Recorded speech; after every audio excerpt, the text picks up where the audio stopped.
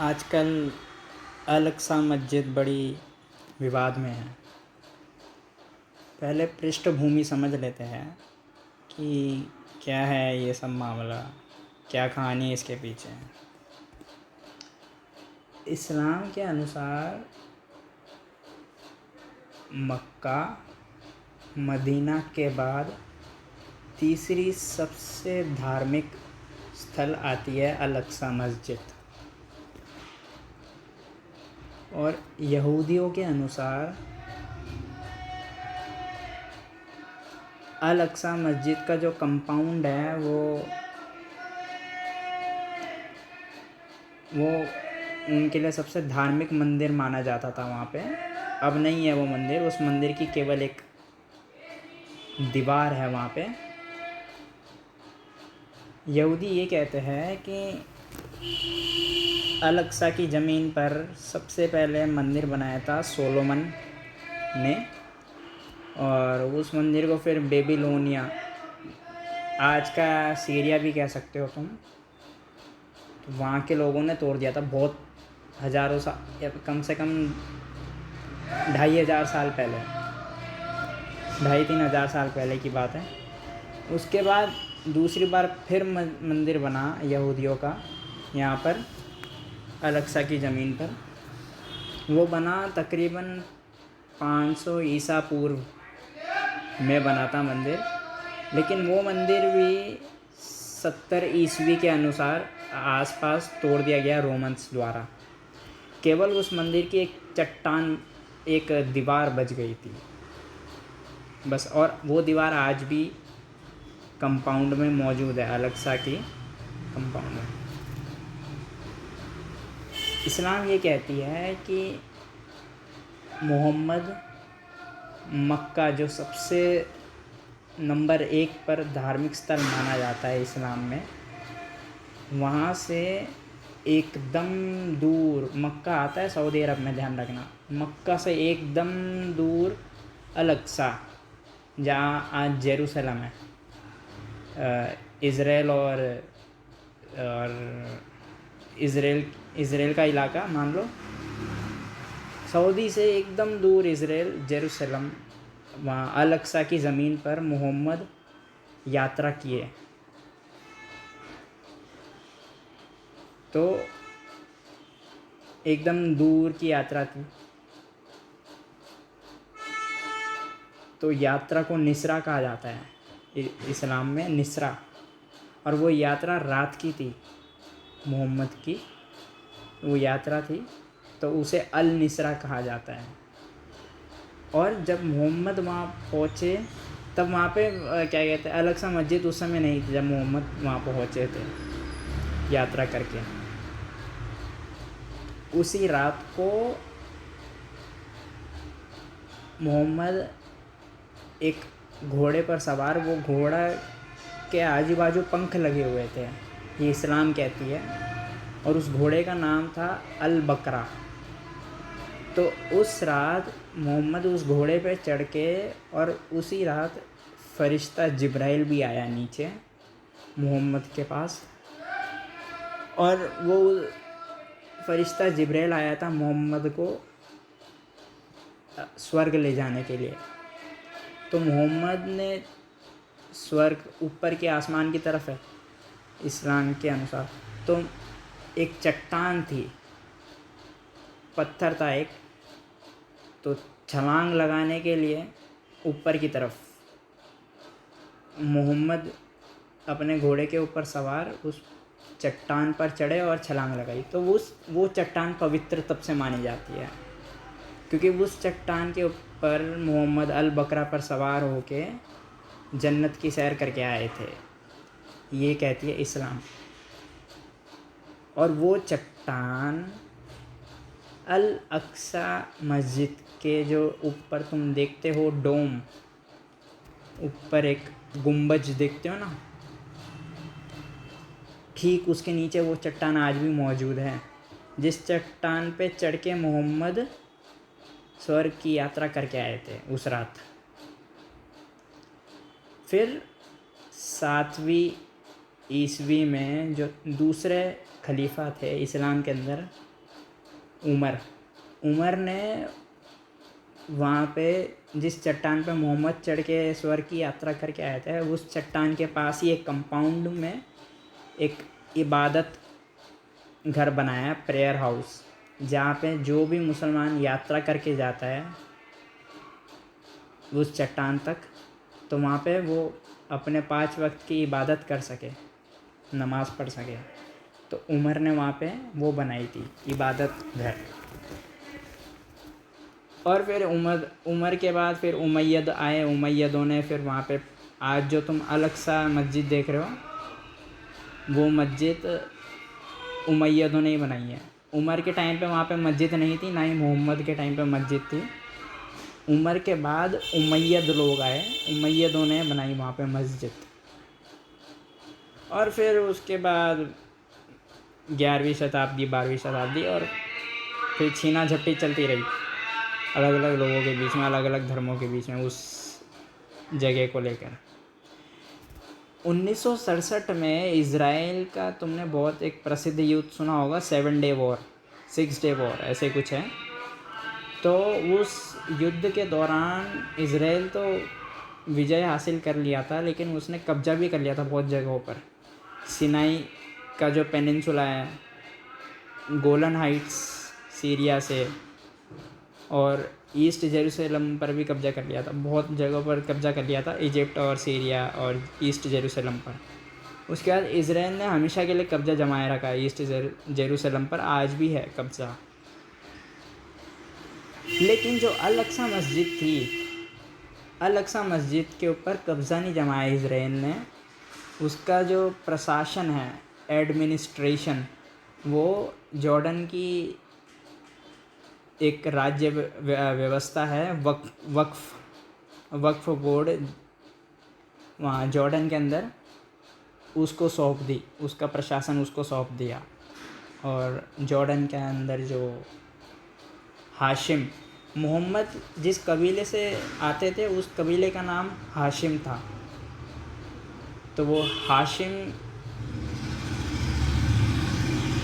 से जो वहाँ पे मोनार्की थी, वो भी हाशिम से ही बिलोंग करती थी, तो उसको सौंप दिया इज़राइल ने अल-अक़सा का प्रशासन।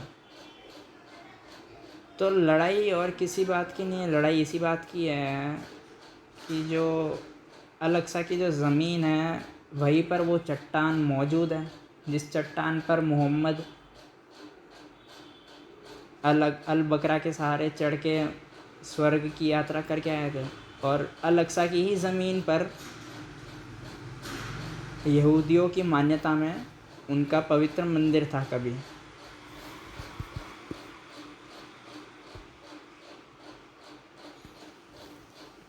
तो लड़ाई इसी बात की है। अब तुमसे ये पूछता हूँ मैं, तुमने सोशल मीडिया पर इतने सारे पोस्ट देखे होंगे, इतने सारे स्टेटस देखे होंगे लोगों के, तुमने यहूदी के भी स्टेटस देखे होंगे और मुसलमान के भी स्टेटस देखे होंगे, या अगर तुम मुसलमान हो तुमने स्टेटस डाले होंगे, या फिर अगर तुम्हें इसके अंदर दिलचस्पी है तुमने डाले होंगे, या तुम यहूदी हो तो तुमने भी डाले होंगे, या अगर तुम्हारे अंदर दिलचस्पी है तो एक बात तुमने यहाँ पे गौर करी कि जिस भी ज़मीन को लेकर जहाँ 2 धर्मों के बीच में विवाद होता है, अब सच्चाई तो ये है कि उसी ज़मीन के ऊपर वो पवित्र चट्टान मौजूद है, और उमर ने वहाँ पे प्रार्थना करने के लिए मुसलमानों के लिए वहाँ पे घर बनवाया था, प्रेयर हॉल कह सकते हैं जिसे। और उसी जगह यहूदियों का मंदिर भी बना था, यहूदियों के अनुसार। तो उसी ज़मीन पे 2 धर्मों का क्लेम है, हमारा ये था। और जहाँ पे 2 धर्मों का क्लेम आ जाता है, वहाँ पे विवाद होता ही है। तो विवाद को समझने की कोई ज़रूरत ही नहीं है, विवाद होता ही है।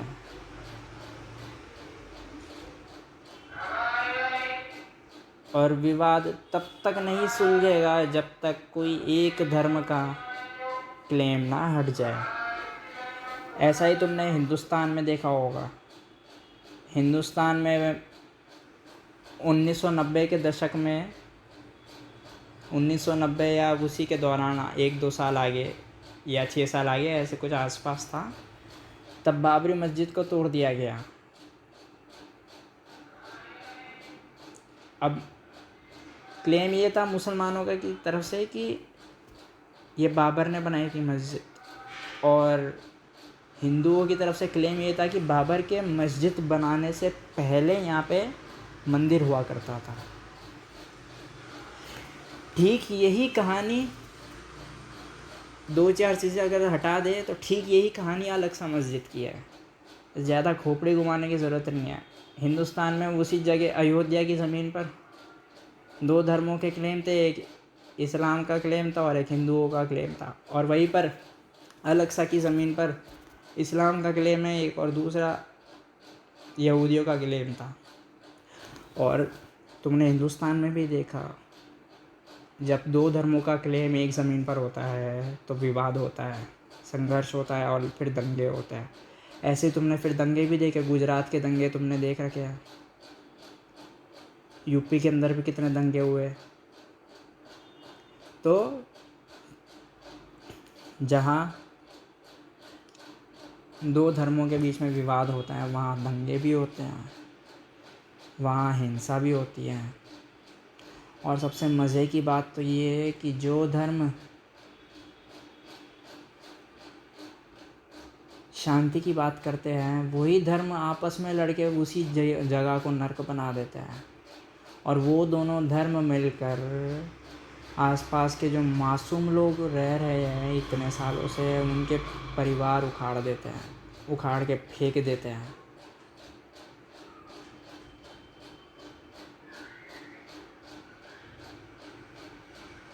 फ़र्क इससे ना ही धर्म गुरुओं को पड़ेगा, फ़र्क इससे ना ही लड़ने वालों को मिलेगा, क्योंकि दंगा भी जो करने आते हैं ना वो भी भाड़े के टट्टू होते हैं, उनको भी पैसा खिला के भेजा होता है कि यहाँ पर पत्थर फेंकना है, इतने पत्थर फेंकने के इतने पैसे मिलेंगे, इसको गोली मारनी है, इसको गोली मारने से इतने पैसे मिलेंगे। ये सब दंगे भी होते हैं ना, ये सब भाड़े के टट्टू होते हैं। लेकिन इन सब से होता क्या है कि तुम अपना दिमाग ख़राब कर देते हो। इन सब से होता क्या है कि तुम्हें मज़ा आता है, तुम ये नहीं देखते कि मरने वाला कौन था, तुम ये देखते हो कि मरने वाले का धर्म क्या था।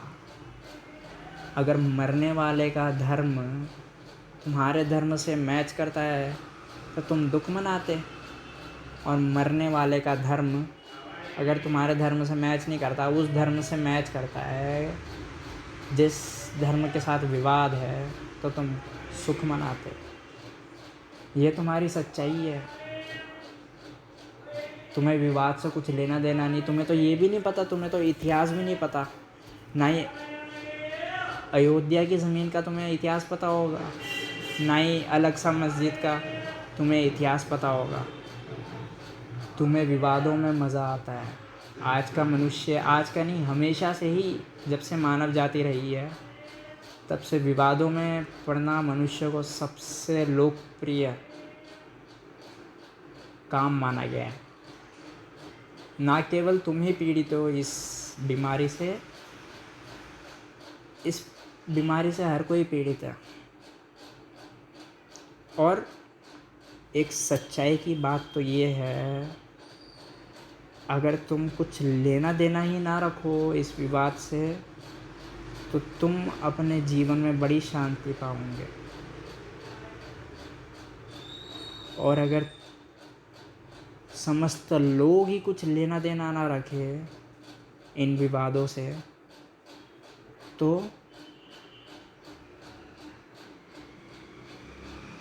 वो विवाद ही गायब हो जाएगा।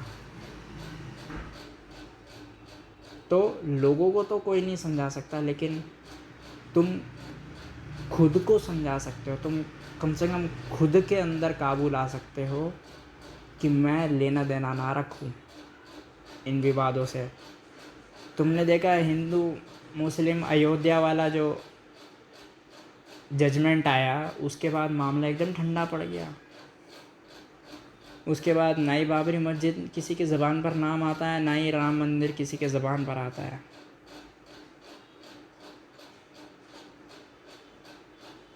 ऐसे ही अलक्सा के साथ भी होगा। जिस दिन कोई निर्णय हो जाएगा इस ज़मीन को लेकर, उस दिन के बाद से कोई विवाद नहीं रहेगा।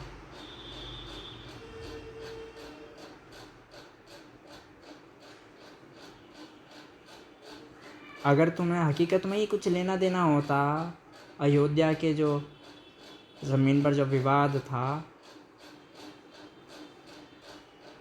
तो तुम्हारा घाटा या फ़ायदा कुछ ना कुछ तो होता।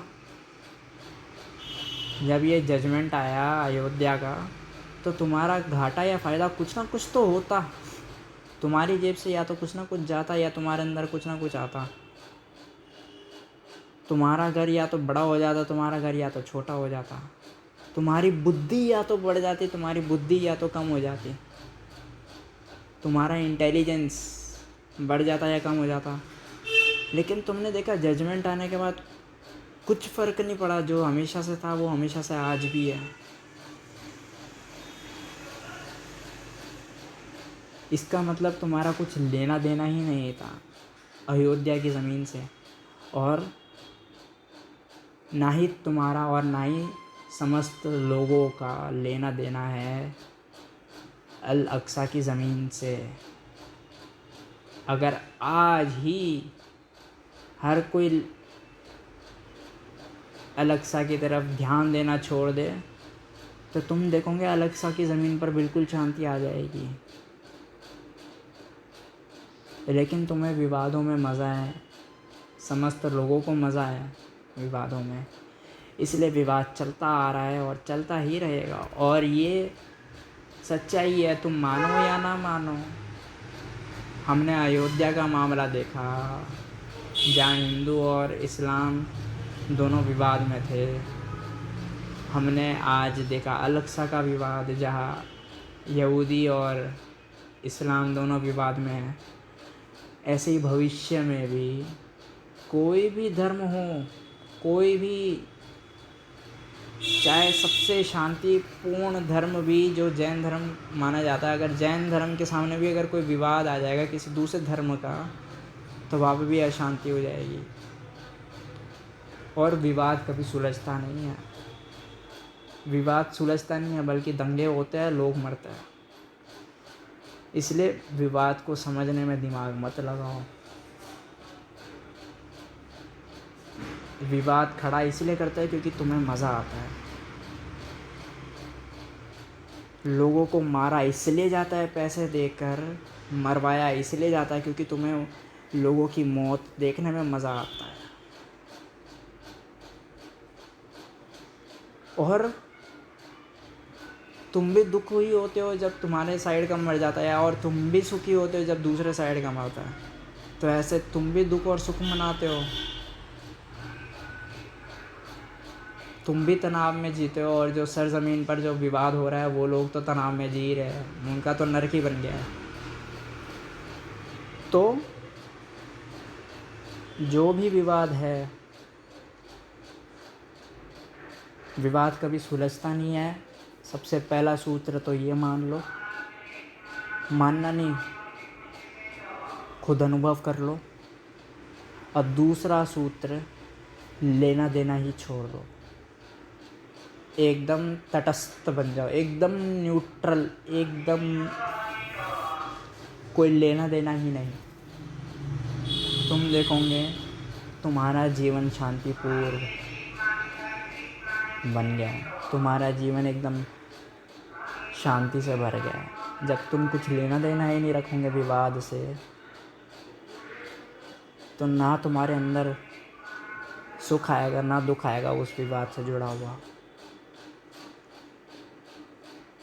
इसलिए गौतम बुद्ध को बहुत लोगों ने पूछा कि ईश्वर की परिभाषा बताओ, बहुत हिंदुओं ने पूछा ईश्वर की परिभाषा बताओ, लेकिन बुद्ध इस विवाद में पड़े ही नहीं। ईश्वर की परिभाषा को लेकर भी बहुत विवाद हुआ करता था उस समय में हिंदुओं के बीच में। तो गौतम बुद्ध को ही पूछा तो बुद्ध है तो ईश्वर की परिभाषा बता, तो बुद्ध इस विवाद में पड़े ही नहीं। बुद्ध एकदम मौन हो जाया करते थे, कुछ लेना देना ही नहीं रखे। ऐसे ही तुम भी हो जाओ।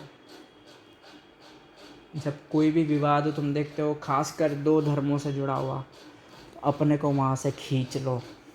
तुम ये भी भूल जाओ कि जो विवाद में जो धर्म है, तुम उन दोनों में से किसी एक धर्म के व्यक्ति हो।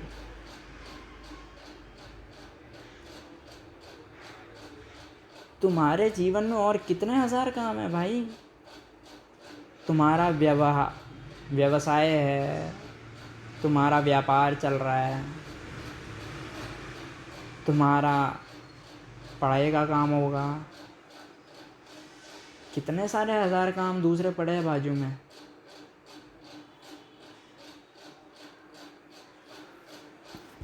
तो विवाद कभी सुलझते नहीं और विवाद कभी ख़त्म नहीं होते, और विवाद को समझा भी नहीं जा सकता। विवाद को समझ रहे जाओगे